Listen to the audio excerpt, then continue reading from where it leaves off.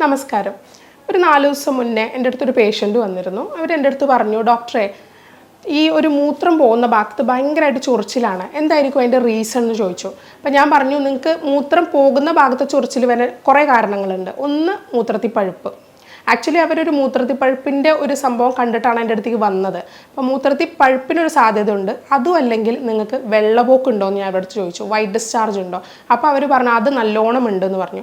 പലപ്പോഴും ഇത് രണ്ടും ലിങ്ക് ചെയ്ത് വരാറുണ്ട്. ഈ മൂത്രത്തിൽ പഴുപ്പ് അതുപോലെ തന്നെ ലൂക്കോറിയ അഥവാ വെള്ളപ്പോക്ക് എന്നുള്ളത് ലിങ്ക് ചെയ്തിട്ടാണ് നമ്മൾ ഒപ്പിലേക്ക് വരാറ്. ഈ വെള്ളപ്പോക്കുള്ള ഒരാളിൽ മൂത്രത്തിൽ പഴുപ്പ് വരാനും മൂത്രത്തിൽ പഴുപ്പുള്ള ആൾക്ക് വെള്ളപ്പോക്ക് ഉണ്ടാവാനും ചാൻസ് കൂടുതലാണ്. അപ്പുറവും ഇപ്പുറവും ബാക്ടീരിയ സ്പ്രെഡ് ഉണ്ടാവാനും ചാൻസ് ഉണ്ട്. അപ്പോൾ നമുക്ക് ഇന്ന് ഇതിനെ കുറിച്ചൊന്ന് ഡീറ്റെയിൽ ആയിട്ട് നോക്കാം. എങ്ങനെ ഒരു വജൈനൽ ഡിസ്ചാർജ് വെച്ച് നിങ്ങൾക്കുള്ള രോഗം എന്താണെന്ന് മനസ്സിലാവാൻ നമുക്ക് നോക്കാം. ഞാൻ doctor Jobithakshan, doctor Basil's homeo hospital, Pandikkad, Malappuram ജില്ല.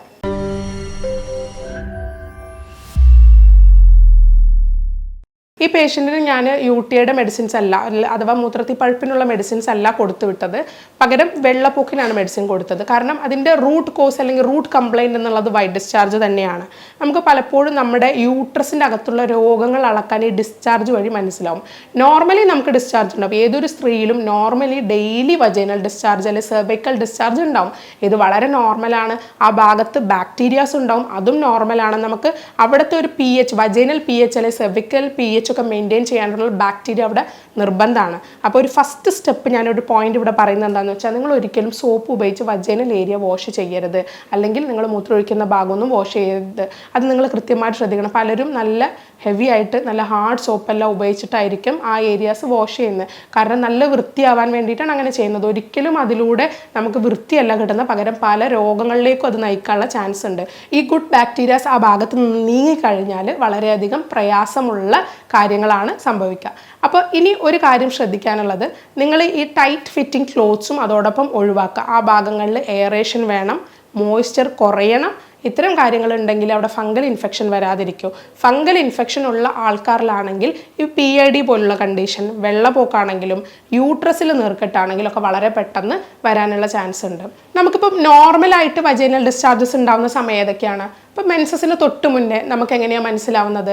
വജൈനൽ ഡിസ്ചാർജ് വളരെ ലൂസായിട്ട് വാട്ടറി ആയിട്ട് ഇങ്ങനെ ഡിസ്ചാർജ് വരാൻ തുടങ്ങുമ്പോൾ ഏകദേശം മനസ്സിലാവും നാളെയോ മറ്റന്നാളോ മെൻസസ് ആവാനുള്ള സാധ്യതയുണ്ട്. അതുപോലെ മെൻസ്ട്രേഷൻ കഴിഞ്ഞു കഴിഞ്ഞാലും നല്ല രീതിയിലുള്ള വാട്ടറി ഡിസ്ചാർജ് ഉണ്ടാവും. ഇത് നോർമലാണ്. പിന്നെ മെൻസ്ട്രേഷൻ കഴിഞ്ഞ് ഒരു 1 വീക്ക് കഴിയുന്ന സമയത്താണ് ഓവുലേഷൻ വരുന്നത്.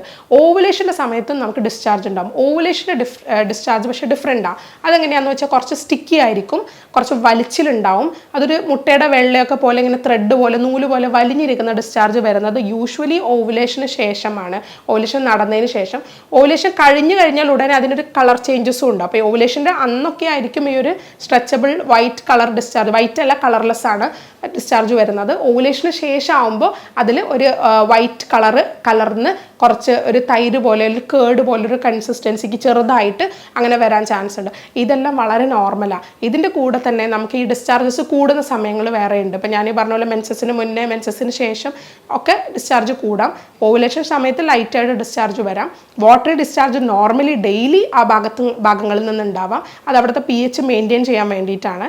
ഇനി അതും അല്ലെങ്കിൽ പ്രഗ്നൻ്റ് ആയ സമയത്ത്, പ്രഗ്നൻസിയുടെ സമയത്ത് അല്ലെങ്കിൽ പ്യൂബർട്ടി അടുത്ത പെൺകുട്ടികളിൽ 10 വയസ്സ് 11 വയസ്സ് 12 വയസ്സുള്ള കുട്ടികൾക്കൊക്കെ വെള്ളപ്പൊക്കിൻ്റെ കാര്യം പറഞ്ഞു വരുന്നത് അവർക്ക് ആ ഒരു പ്യൂബർട്ടിയുടെ സ്റ്റേജ് എത്തുന്നതുകൊണ്ടാണ്. അതുപോലെ പ്രഗ്നൻറ്റ് ലേഡീസിൽ എക്സസീവ് ഡിസ്ചാർജ് ഉണ്ടാവും. ഈ കണ്ടീഷൻസിന് നിങ്ങൾ ട്രീറ്റ്മെൻറ്റ് എടുക്കേണ്ടതില്ല, കാരണം ഇത് വളരെ നോർമലാണ്. ഇനി എപ്പോൾ നിങ്ങൾ ഒരു ഡോക്ടറെ കാണണം? എൻ്റെ വജൈനയിൽ ഇത്തരം പ്രശ്നങ്ങളുണ്ടെന്ന് പറഞ്ഞൊരു ഡോക്ടറെ കാണേണ്ടത്, ഒന്ന് ആ ഭാഗങ്ങളിൽ ചൊറിച്ചിൽ വരുന്ന സമയത്ത്, 2 ഡിസ്കളറേഷൻ്റെ കളറിൽ ചേഞ്ചസ് വരുന്ന സമയത്ത്.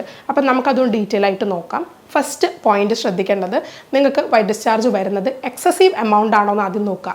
ഒരുപാട് എമൗണ്ട് ഉണ്ടെങ്കിൽ, ക്വാണ്ടിറ്റി കൂടുതലാണെങ്കിൽ തീർച്ചയായിട്ടും ട്രീറ്റ്മെൻറ്റ് എടുക്കണം.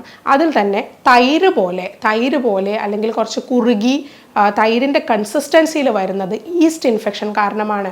അപ്പോൾ ഈസ്റ്റ് ഇൻഫെക്ഷൻ ഉണ്ട് നിങ്ങൾക്ക് അതോടെ ഉറപ്പിക്കാം. ഒപ്പം ചൊറിച്ചിലുണ്ടാവും. ഇതിന് ട്രീറ്റ്മെൻറ്റ് എടുക്കണം. 2, കുറച്ച് ഗ്രേയിഷ് കളർ അല്ലെങ്കിൽ ഒരു ബ്ലൂയിഷ് കളർ, അതും അല്ലെങ്കിൽ ലൈറ്റ് പെയിൽ യെല്ലോ കളർ ആണെന്നുണ്ടെങ്കിൽ തീർച്ചയായിട്ടും there is A bacterial infection. അതിന് ട്രീറ്റ്മെൻറ്റ് എടുക്കണം. ഈ ബാക്ടീരിയൽ ഇൻഫെക്ഷൻ്റെ കാര്യം പറയുന്ന സമയത്ത് പറയാനുള്ളത്, നിങ്ങൾ മാരീഡ് ആയ ഒരാളാണെന്നുണ്ടെങ്കിൽ ബാക്ടീരിയൽ ഇൻഫെക്ഷൻ നിങ്ങൾക്ക് ഉണ്ട് എന്നുണ്ടെങ്കിൽ തീർച്ചയായിട്ടും പാർട്ട്ണറും കൂടെ ട്രീറ്റ്മെൻറ്റ് എടുക്കേണ്ട അത്യാവശ്യമാണ്. അപ്പം നിങ്ങൾക്ക് മാത്രം ട്രീറ്റ്മെൻറ്റ് ചെയ്തിട്ട് കാര്യമില്ല. എനിക്ക് മുന്നൊരു പേഷ്യൻ്റ് ഉണ്ടായിരുന്നു. ആ സമയത്ത് അവർ ബാക്ടീരിയൽ ഇൻഫെക്ഷൻ ആയിരുന്നു. അവർക്ക് ട്രീറ്റ്മെൻറ്റ് കൊടുത്ത സമയത്ത് ഞാൻ അവരുടെ അടുത്ത് പറഞ്ഞു, ഹസ്ബൻഡ് വന്നു കഴിഞ്ഞാൽ ഹസ്ബൻഡിനും കൂടെ ട്രീറ്റ്മെൻറ്റ് എടുക്കണം. ഹസ്ബൻഡും കൂടെ വരുന്നത് നല്ലതാണ്. അല്ലാന്നുണ്ടെങ്കിൽ ഹസ്ബൻഡ് ഞാൻ മെഡിസിൻ തന്നുവിടാം. ബട്ട് അന്ന് അവർ ഹസ്ബൻഡ് മെഡിസിൻ വേണ്ട, അത് ആവശ്യമില്ല, അവർക്ക് ബുദ്ധിമുട്ടില്ല എന്ന് പറഞ്ഞു. ബട്ട് അതൊരു നിർബന്ധമുള്ള കാര്യമായിരുന്നു. കാരണം സെക്ഷൽ കോണ്ടാക്റ്റ് ഉണ്ടാകുന്ന സമയത്ത് ഇത് അങ്ങോട്ടും ഇങ്ങോട്ടും സ്പ്രെഡ് ആവാനുള്ള ചാൻസ് ഉണ്ട്. അപ്പോൾ പൊതുവേ ഞാൻ രണ്ടുപേർക്കും മരുന്ന് കൊടുത്തു വിടാറുണ്ട്. ആ ഒരു കേസിൽ പേഷ്യൻ്റ് വളരെ പെട്ടെന്ന് ബെറ്റർ ആവുകയും പിന്നെ ഒരു 2-3 months കഴിഞ്ഞപ്പോൾ വീണ്ടും അവരെൻ്റെ അടുത്ത് ഇതേ കംപ്ലയിൻ്റ് ആയിട്ട് വരാനുള്ള ഒരു സാഹചര്യം ഉണ്ടായി. അപ്പോൾ ഇത് ഒഴിവാക്കാനായിട്ട് നിർബന്ധമായിട്ടും ബാക്ടീരിയൽ ഇൻഫെക്ഷൻ ആണെന്നുണ്ടെങ്കിൽ, റെഗുലർ സെക്ഷൽ കോണ്ടാക്റ്റ് ഉള്ള ഒരു വ്യക്തിയാണെന്നുണ്ടെങ്കിൽ ഹസ്ബൻഡും കൂടെ ട്രീറ്റ്മെൻറ്റ് എടുക്കുന്നത് വളരെ നല്ലതാണ്. അല്ലെങ്കിൽ അദ്ദേഹത്തിനും ആ ഒരു ഇൻഫെക്ഷൻ കിട്ടാനുള്ള ചാൻസ് ഉണ്ട്. ഇനി മൂന്നാമത്തെ ഒരു കാറ്റഗറി നോക്കേണ്ട ഗ്രീൻ കളർ ഡിസ്ചാർജ് ആണ്. Green colour, greenish stretchable discharge കൂടുതൽ വരുന്ന STDസിലാണ്. ഗൊണോറിയ, സിഫിലിസ് പോലുള്ള സെക്ഷലി ട്രാൻസ്മിറ്റഡ് ഡിസീസ്, സെക്ഷൽ ബന്ധത്തിലൂടെ പകരുന്ന രോഗങ്ങൾ. അപ്പോൾ ഇത്തരം രോഗങ്ങൾക്കും നിങ്ങൾ വളരെ പെട്ടെന്ന് തന്നെ അലാമിംഗ് ആണ്, എത്രയും പെട്ടെന്ന് തന്നെ ട്രീറ്റ്മെൻറ്റ് എടുക്കുന്നത് അത്യാവശ്യമാണ്. അപ്പോൾ ഈ 3 തരത്തിലാണ് നമുക്ക് ഡിസ്ചാർജ് വരുന്നത്. ഇത് കൂടാതെ ഡിസ്ചാർജ് വരാം. അതായത് ഈ ഓവുലേഷൻ്റെ സമയത്തൊക്കെ ചെറിയ സ്പോട്ടിങ് പോലെ ഒരു പിങ്കിഷ് കളറിൽ വരുന്നത് ഓവുലേഷൻ്റെ ഭാഗമായിട്ട് വരുന്ന ബ്ലീഡിംഗ് ആണ്. ചിലപ്പോൾ ഓവുലേറ്ററി ബ്ലീഡിംഗ് തന്നെ ആവാം. അത് അലാമിംഗ് അല്ല, അല്ലെങ്കിൽ പേടിക്കേണ്ടതല്ല. കുറച്ച് റെഡ് കളറിൽ, കുറച്ച് നല്ല രീതിയിൽ റെഡ് കളറിൽ ഈ ഒരു ഓവുലേഷൻ പീരീഡിലോ അല്ലെങ്കിൽ ഓവുലേഷൻ കഴിഞ്ഞൊരു 3 ദിവസം കഴിഞ്ഞിട്ടോ വരുന്നതെങ്കിൽ, നിങ്ങൾ പ്രഗ്നൻസിക്ക് ശ്രമിച്ചിട്ടുണ്ടെങ്കിൽ അത് ഇംപ്ലാന്റേഷൻ ബ്ലീഡിംഗ് ആവാനാണ് ചാൻസ്. അതും നോർമലാണ്. ചില സ്ത്രീകളിൽ പ്രഗ്നൻ്റ് ആയതിനു ശേഷം, പ്രഗ്നൻസി പോസിറ്റീവ് എന്നറിഞ്ഞതിന് ശേഷം ഇതുപോലെ ബ്ലീഡിംഗ് വരാറുണ്ട്. ചെറിയ സ്പോട്ടിംഗ് ആയിട്ട്, എക്സസീവ്ലി അല്ല, ചെറിയ സ്പോട്ടിംഗ് ആയിട്ട്, അതും വളരെ നോർമലാണ്. അപ്പോൾ ഇത്തരം കാര്യങ്ങൾ നിങ്ങൾ പേടിക്കേണ്ടതില്ല. ഇനി ഇത് കൂടാതെ പിങ്കിഷ് കളറിൽ വരുന്നു, വളരെ പിങ്ക് കളറിലൊക്കെ വരുന്നു. സാധാരണ ഡെലിവറി കഴിഞ്ഞ സ്ത്രീകളിൽ ഡിസ്ചാർജ് ഒരു 40 ദിവസമൊക്കെ, ഫസ്റ്റ് 40 days നല്ല രീതിയിൽ റെഡ് കളർ ബ്ലീഡിംഗ് ആയിരിക്കും. പിന്നെ പിങ്ക് ആവും, വൈറ്റ് ആവും, അങ്ങനെയാണ് നിൽക്കുക. അതിന് ലോക്കിയ എന്നാണ് പറയുക. ആ സ്റ്റേജും പിങ്ക് കളറിൽ ബ്ലീഡിംഗ് വരുന്നത്, ബ്ലീഡിംഗ് അല്ല ആക്ച്വലി, ഡിസ്ചാർജ് വരുന്നത് നോർമലാണ്. പക്ഷേ അല്ലാത്ത പക്ഷം നിങ്ങൾ പ്രഗ്നൻ്റ് ആവാൻ സാധ്യതയില്ല, നിങ്ങൾക്ക് ഇംപ്ലാന്റേഷൻ ബ്ലീഡിംഗ് അല്ല, എന്നിട്ട് നിങ്ങൾക്ക് പിങ്ക് കളറിൽ ഡിസ്ചാർജ് വരുന്നു എങ്കിൽ സെർവിക്കൽ പോളിപ്പിനുള്ള ചാൻസ് ഉണ്ട്, സെർവിക്സിൽ ഇൻഫെക്ഷനുള്ള ചാൻസ് ഉണ്ട്, എന്തെങ്കിലും യൂട്രൈൻ ഇൻഫെക്ഷനുള്ള ചാൻസും കാണുന്നുണ്ട്. ഇത്തരം ഇൻഫെക്ഷൻസ് ഒക്കെ വരുമ്പോൾ രോഗിക്ക് അതിൻ്റെ ഒപ്പം തന്നെ നല്ല രീതിയിൽ ബാക്ക് പെയിൻ, വയറുവേദന, എത്ര ഫുഡ് കഴിച്ചാലും തടി വെക്കാത്തൊരവസ്ഥ, ക്ഷീണം, ഛർദ്ദിക്കാനുള്ള തോന്നൽ, ഇതൊക്കെ ഉണ്ടാവാനും ചാൻസ് ഉണ്ട്. അപ്പം നിങ്ങൾ ഈ ഒരു കണ്ടീഷനിലൂടെ കടന്നു പോകുന്ന ആളാണെങ്കിൽ തീർച്ചയായിട്ടും നിങ്ങളൊരു ഡോക്ടറെ കാണണം. ഇനി നിങ്ങൾക്ക് ഡിസ്ചാർജ് ഒന്നും ഈ കളറിലല്ല ഡോക്ടറെ, ബട്ട് ആ ഭാഗത്ത് ചൊറിച്ചിലുണ്ട്, ഇതാണ് നിങ്ങളുടെ പ്രശ്നമെങ്കിലും നിങ്ങൾ ഡോക്ടറെ കാണണം. കാരണം നിങ്ങൾ ഈ ചൊറിച്ചിൽ എപ്പോഴെങ്കിലും ഒന്ന് ചൊറിച്ചിൽ വരുന്നു, ചൊറിയുന്നു, അത് കളയുന്നു എന്നുള്ളതല്ല, ഉള്ളിലേക്ക് ഇൻഫെക്ഷൻ സ്പ്രെഡ് ആവാനുള്ള ചാൻസ് നല്ല രീതിയിലുണ്ട്. സെർവിക്സിൽ ഇൻഫെക്ഷൻ ആണെങ്കിലും വജൈനൽ ഇൻഫെക്ഷൻ ആണെങ്കിലും പിന്നെ അത് യൂട്രസിലേക്കും സ്പ്രെഡ് ആവാനുള്ള ചാൻസ് വളരെ കൂടുതലാണ്. യൂട്രസിൽ ഇൻഫെക്ഷൻ വരുന്ന സമയത്ത് നമ്മൾ പെട്ടെന്ന് അറിയണം എന്നില്ല. ചിലപ്പോൾ ബ്ലീഡിങ്ങിൻ്റെ, മെൻസസിന് കുറച്ച് മുന്നേ ഒരു വേദനയായിട്ടായിരിക്കാം വരുന്നത്, അല്ലെങ്കിൽ മെൻസസിൻ്റെ സമയത്ത് സാധാരണ ഉണ്ടാവുന്നതിൽ കൂടുതൽ വേദനയായിരിക്കും വരുന്നത്. അപ്പോൾ ഈ ഒരു അവസ്ഥയിൽ നിങ്ങളൊരു സ്കാൻ എടുത്ത് നോക്കുമ്പോഴായിരിക്കും PID അഥവാ പെൽവിക് ഇൻഫ്ലമേറ്ററി ഡിസീസ് ആണ് നിങ്ങൾക്കെന്ന് മനസ്സിലാവുക. അപ്പോൾ ഈ സാഹചര്യം ഒഴിവാക്കാൻ മുൻകൂട്ടി തന്നെ ട്രീറ്റ്മെൻറ്റ് എടുക്കുക. അപ്പോൾ നിങ്ങൾ ട്രീറ്റ്മെൻറ്റ് എടുക്കാതെ മുന്നോട്ട് പോയി കഴിഞ്ഞാൽ PID ഉള്ള ആൾക്കാരിൽ ട്യൂബൽ ബ്ലോക്ക് വരാനും ചാൻസ് ഉണ്ട്. അതുപോലെ ട്യൂബൽ ബ്ലോക്ക് വന്നു കഴിഞ്ഞാൽ പ്രഗ്നൻസിക്ക് അതൊരു കാലതാമസം പിടിക്കുകയും ചെയ്യും. അപ്പോൾ നമുക്ക് ട്രീറ്റ്മെൻറ്റ് ഒന്നും കൂടെ കുറച്ച് കൂടുതൽ നാൾ ചെയ്യേണ്ട ആവശ്യം വരും.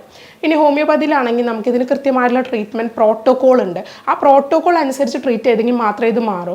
1 മാസമോ 2 മാസമോ മരുന്ന് എടുക്കുമ്പോൾ തീർച്ചയായിട്ടും നിങ്ങൾക്ക് ഈ കംപ്ലയിൻറ്റ് കംപ്ലീറ്റ്ലി മാറും. പക്ഷേ ഈ കംപ്ലയിൻറ്റിന് കുറച്ച് നാൾ കൂടെ നിങ്ങൾ മെഡിസിൻസ് ആ കോഴ്സ് കംപ്ലീറ്റ് ചെയ്യേണ്ടതായിട്ട് വരും. അത് കഴിഞ്ഞെങ്കിൽ മാത്രമേ ഇത് പിന്നെ പെട്ടെന്ന് തിരിച്ചു വരാത്ത രീതിയിൽ നമുക്ക് ഒഴിവാക്കാൻ പറ്റുള്ളൂ.